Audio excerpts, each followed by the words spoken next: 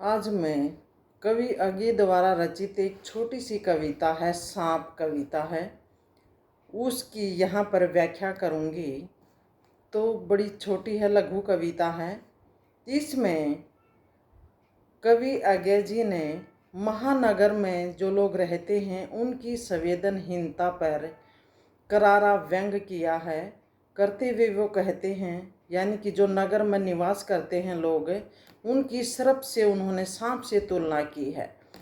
क्योंकि सांप तो जंगलों में वीरानों में रहते हैं, इसलिए वो सभ्य नहीं हो सकते और न ही वो डसना छोड़ सकते हैं।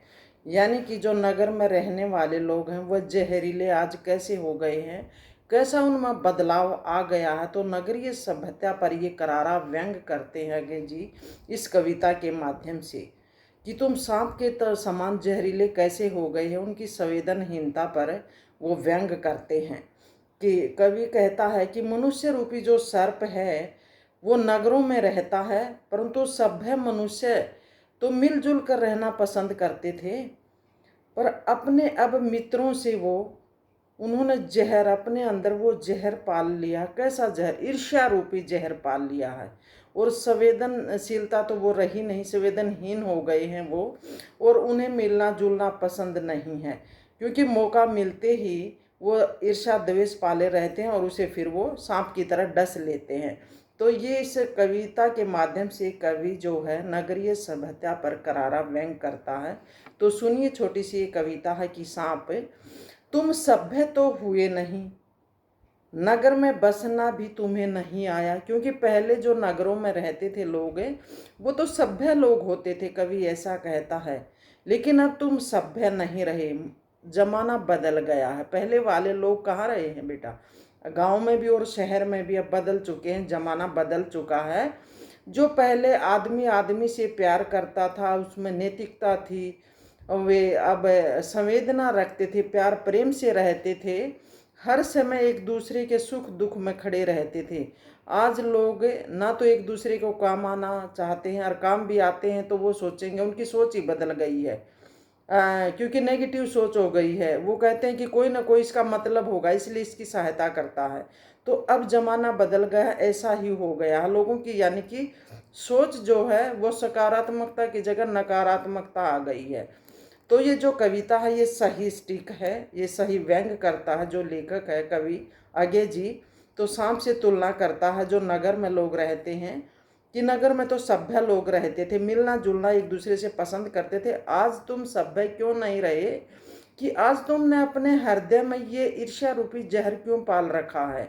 एक दूसरे को जैसे मौका मिलते ही, जैसे सांप जो है बेटा, उसको कितना ही दूध पिला लो वो जहर नहीं छोड़ेगा अपना, वो डसना नहीं छोड़ेगा।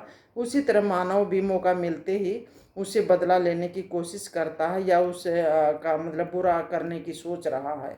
ऐसा क्यों हो गया है? तो कवि कहता, प्रश्न करता है ये, कि तू ऐसा क्यों हो गया है मानव? सांप तो नगरों में होते नहीं है, तो जंगलों में वीरानों में रहते हैं। यानी कि सांप तुम सभ्य तो हुए नहीं, नगर में बसना तुम्हें आया नहीं। एक बात पूछूं, प्रश्न करता है, उत्तर दोगे? तब कैसे सीखा डसना, विष कहाँ से पाया? कि कवि कहता कि ये तुमने डसना कहाँ से सीखा? क्योंकि शहर में तो सभ्य लोग रहते थे।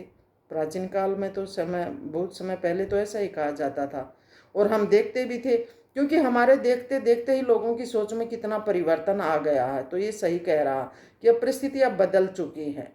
आज नगर में निवास करने वाले लोग, कवि कहता कि सभ्य नहीं रहे, वो तो सब सर्प के समान हो गए, सांप के भाई तुलना करता है कवि बेटा, कि तुम सभ्य नहीं रहे, सांप के समान हो गए हो।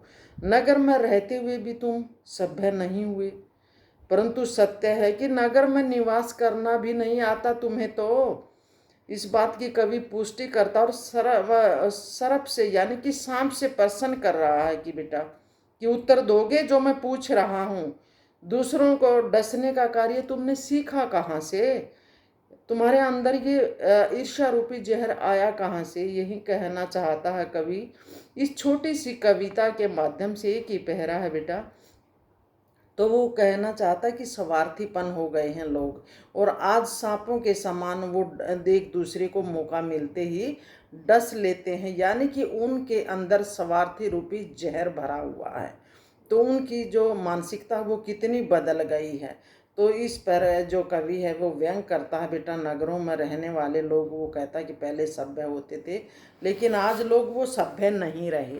आज तो वो स्वार्थीपन के शिकार हो गए हैं और मौका मिलते एक दूसरे को डस लेते हैं, ना ही वो दूसरे की मदद करते हैं।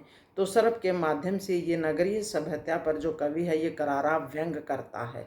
बड़ा ही इम्पोर्टेंट ये कविता, छोटी सी एक ही पहरा है, तो इसे याद कर लेना बेटा। धन्यवाद।